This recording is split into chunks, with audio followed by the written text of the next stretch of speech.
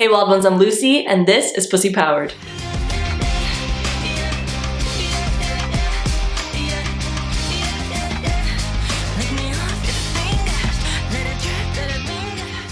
In today's video, I'm going to share with you the top 3 masturbation or self-pleasure mistakes you may be making in your masturbation or self-pleasure ritual. Hearing from so many women about their experiences with self-pleasure and masturbation, these are the top 3 things that get in their way of having the experiences they crave in their self-pleasure practice. So if you feel like you're not getting that much out of your self-pleasure practice, or you keep coming up against the same wall, the same challenges time and time again, then you may be making one or more of these masturbation mistakes.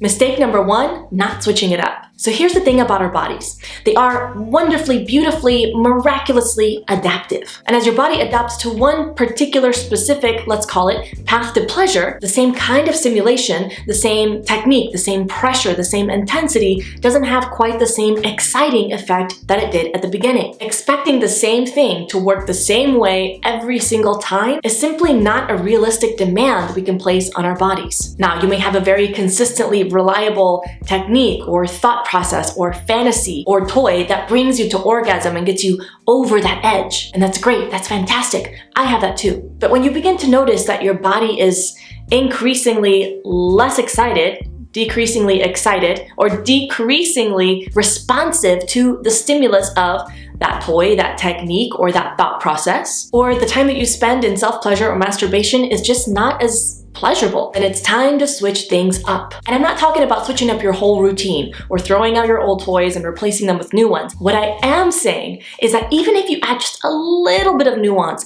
a little bit of variety in the whole large scope of your self-pleasure practice, it will make a big difference, like a breath of fresh air, a little boost of new excitement. For example, if you're used to using, let's say, a particular vibrator and a particular dildo or pleasure wand, and after a while it begins to feel a little too familiar and routine. By the way, the same thing applies for partnered sex. This doesn't mean you have to throw out your favorite vibrator or your favorite pleasure wand, but maybe somewhere throughout the course of your self-pleasure session, you can spend a few moments in a different kind of thrusting technique than you usually use, or you set your vibrator intensity to a different intensity than you're used to, and allow your body to take in that new experience. And then when you return to what you usually do, the vibrator intensity that you usually use, the thrusting speed and pressure that you usually use, the contrast from the new way to the familiar way will help break the monotony and the perhaps over familiarity that your body has with one particular way of doing things, opening up more pleasure and excitement in your masturbation. So do try different strokes, different techniques, different music, different vibes, different focal points, maybe different fantasies. Switch it up even just a little bit from time to time and notice how that changes the way your body responds to your self-pleasure ritual. Masturbation mistake number 2 is not allowing enough time. If you're in a rush, and even more importantly, if you're hyper-fixated on the orgasm and you are chasing the orgasm, you're approaching your whole self-pleasure session with this energy of lack, this energy of chasing for something, instead of an expansive, open, receptive energy that allows the orgasm to come to you. And when we're in a rush, or we feel pressured, or we impose pressure on ourselves to hurry up and get to the orgasm, we're not allowing the time and the space, the mental space, the time space, the emotional and energetic space to fully open up to our pleasure. And just on the physiological side of things, it's been said that on average, it takes women 20 to 30 minutes to become fully open and aroused. Now, fully aroused does not equate ready to orgasm. There are plenty of instances where women can have an orgasm before they are fully aroused. Under the right context and with all the variables perfectly in place, I can have an orgasm in 30 seconds. But is that my preferred way to orgasm? No, it is not. I find that when I do that, I short circuit the experience that I could have. The pleasure isn't as full. The orgasmic release isn't as fulfilling. And the overall experience and energetic depth of it is nowhere near what it is when I take my time time 20 to 45 minutes to self-pleasure. So if you're someone who struggles to have an orgasm or has never had an orgasm, the last thing you need to do is put this pressure on your self-pleasure ritual that I'm gonna have an orgasm in 15 minutes or in 10 minutes or in 20 minutes, and if I don't, then I have failed. Release that attachment to the orgasm, and I promise you that in time, with practice, patience, self-compassion, and consistency, when the orgasm does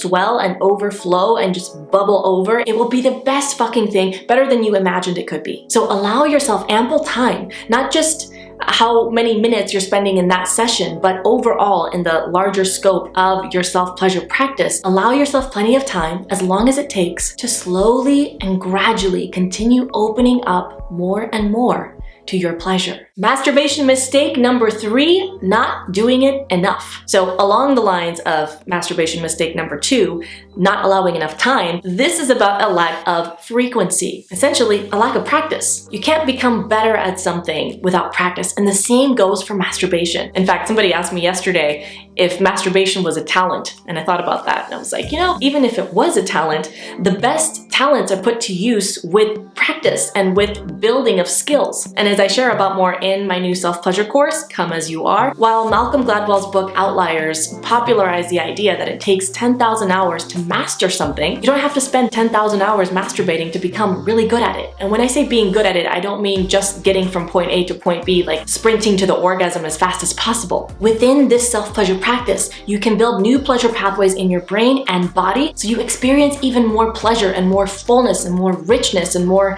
transformational growth, all kinds of juicy, amazing stuff from the same techniques and strokes you already use to masturbate. And you can teach your body how to have different kinds of orgasms and experience expanded pleasure. It is through my own practice that I learned how to have a cervical orgasm, a G-spot orgasm, an A-spot orgasm, a nipple orgasm, an energy orgasm, even how to squirt. So if you want to become, let's call it, better at experiencing pleasure, then you're gonna need to practice. And at the end of the day, a self-pleasure practice is ultimately about practicing releasing resistance, because it's that resistance that gets in the way of the flow of pleasure that we could be feeling throughout our day in every single part of our lives. All right, wild ones, that's it for today. Top 3 masturbation mistakes. If you enjoyed this video, please give it a thumbs up, maybe share with some friends, and subscribe for more on sexual empowerment and awakening for women and people with vulvas. And if you want to go deeper into your self-pleasure practice with guided practices like de-armoring, specific pleasure techniques, more mindset tips around sexuality and pleasure, and even one of my own full self-pleasure sessions